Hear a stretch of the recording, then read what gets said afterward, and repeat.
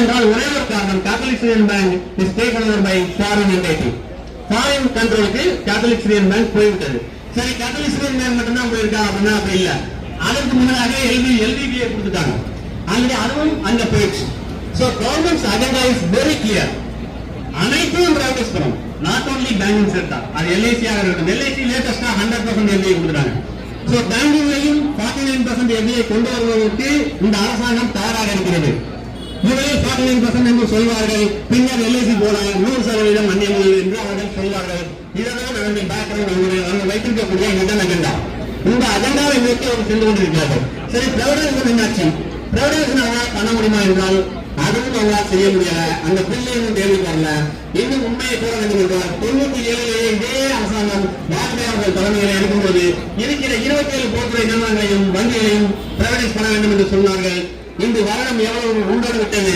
இன்று வரை பார்லிமெண்டில் அந்த பில்லை, பிரைவேடைசேஷன் பில்லை அவர்களால் கொண்டு வர முடியவில்லை. Only because our unity and strength. அதை நாம் புரிந்து கொள்ள வேண்டும்.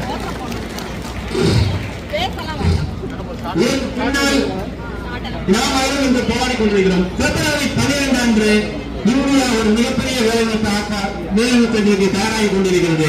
அனைத்து சென்ட்ரல் மாநிலங்களும் சேர்ந்து ஒரு வேலைநிறுத்தத்திற்கு தயாராகி கொண்டிருக்கிறார்கள். பிப்ரவரி 12 இதையும் நாம் புரிந்து கொள்ள வேண்டும். இதெல்லாம் எதற்காக இந்த மீட்டிங் நான் சொல்கிறேன் என்றால், பிரைவேட் பேங்கிங்கை தாண்டி நம்ம பேங்கிங் செக்டார்ல என்ன நிலைமையில் நம்ம இருக்கோம், கவர்மெண்டோட அஜெண்டா என்ன. கவர்மெண்ட் வந்து பிரைவேடைஸ் பண்ணுவாங்க, மிக தெளிவா இருக்கிறாங்க. ஆனா அவங்களால பண்ண முடியல, பண்ணவும் முடியாது. நாம யூனிட்டியா இருக்கிற வரைக்கும் ஆனா வந்து பிரேக் பண்ணணும் அப்படிங்கிறதுக்காகத்தான் அந்த பிஎல்ஐ கான்செப்ட் கொண்டு வந்தாங்க. இந்த பிஎல்ஐ கான்செப்ட் பேக்ரவுண்ட் பாத்தீங்க அப்படின்னா எல்லாருக்கும் ஒரே மாதிரியே இருந்துகிட்டே இருக்கு. சோ நீங்க எப்படி ஸ்கிப் பண்றது? சோ பிஎல்ஐ பிடிச்சிருக்கு. யார் நல்லா வேலை பார்க்கறாங்க, ஸ்கேல் 4, 5 என்ற வந்து பிஎல்ஐ வந்து அதிகமாகும், நமக்கு வந்து கம்மியாகும். சோ எப்படியெல்லாம் நம்ம வந்து பிரேக் பண்ண முடியுமோ யூனிட்டிய, அந்த டைரக்ஷன் தான் கவர்மெண்ட் வந்து இருந்துகிட்டே இருக்கிறாங்க. சோ 11ஆம் தேதி வேலைநிறுத்தம் என்பது என்னென்ன எங்கெல்லாம் பார்ட்டிசிபேட் பண்ண போறாங்க அப்படின்னு கிளியரா தெரியல. பட் இந்தியா ஒரு முழு வேலைநிறுத்தத்திற்கு தயாராகி கொண்டிருக்கிறது. அது மிக முக்கியமான எதிர்கால வேலைநிறுத்தத்தை கொண்டு வருகிறார்கள் என்றால் லேபர் கோட். எல்லாரும் கேள்விப்பட்டிருப்பீர்கள். லேபர் கோட் எல்லாம் நம்ம எதிர்க்கிறோம். லேபர் கோட் 4 லேபர் கோடாக என்று சுருக்கி இருக்கிறார்கள். எதற்காக நம்ம இருக்கிறோம்? ரொம்ப சிம்பிள். இன்னைக்கு நாம எல்லாரும் செக்ஷன் 22(1) ஸ்ட்ரைக் நோட்டீஸ் 14 டேஸ்ல கொடுத்துட்டு இன்னைக்கு நாம இங்க கேதர் ஸ்ட்ரைக் பண்ணிட்டு இருக்கோம். ஒருவேளை லேபர் கோட் என்று அவர்கள் இம்ப்ளிமெண்ட் பண்ண வேண்டும் என்ற நிலை வந்தால் நம்மால் அவரை எளிதாக, நான் மட்டுமல்ல இந்தியாவில் இருக்கக்கூடிய எந்த தொழிற்சங்கமும் எந்த எம்ப்ளாயும் அவர்கள் எளிதாக ஸ்ட்ரைக் பண்ண முடியாது. ரைட் டு ஸ்ட்ரைக் அப்படின்னு அவங்க காலி பண்ணணும். இது இருக்கிறதுனால தான் அவங்களால எதுவுமே நம்ம வந்து தொட முடியல. அதுக்கு நல்ல உதாரணம் சிஎல்சி மீட்டிங் தான். மறுபடியும் அதை என்ன சொல்லுவேன், அவங்களால அந்த செக்ஷனை வந்து இன்வால்வ் பண்ண முடியல அப்படின்னா இன்வால்வ் பண்ணவே முடியல அந்த செக்ஷனை. சோ இந்த மாதிரி சூழ்நிலையை நாம் வந்து போராடி கொண்டிருக்கிறோம். சரி, இந்த லேபர் ஆக்டை கொண்டு வந்தால் என்ன நடக்கும்? அதுல கிளாஸ் என்ன சொல்றாங்கன்னா, இப்ப நம்ம 14 days நோட்டீஸ் கொடுத்துட்டு நம்ம ஸ்ட்ரைக்ல போயிட்டு இருக்கோம். கிளியரா யாரும் நம்ம ஸ்டாப் பண்ணவே முடியாது. Nobody stop.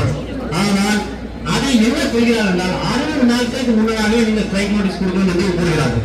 சரி, ஒருவேளை நீங்க 60 நாட்களுக்கு முன்னாகவே ஸ்ட்ரைக் நோட்டீஸை கொடுத்தாலும் during the pendency of the cancellation proceeding we cannot go on strike. இது எந்தெந்த நிறுவனத்திற்கு கொண்டு போகிறது என்பதும் கிளாரிட்டி இல்ல. சோ ஒருவேளை இதை எல்லா நிறுவனங்களுக்கும் கொண்டு வர வேண்டும் என்று நினைத்து அதை இம்ப்ளிமெண்ட் செய்தால் நாம் நிலைமை என்ன? நாம் ஸ்ட்ரைக்கில் செல்ல முடியுமா? இது வருங்காலத்தில் ஸ்ட்ரைக்கே பண்ண முடியாது என்றால் நம்மால் எப்படி கேள்வி கேட்க முடியும்?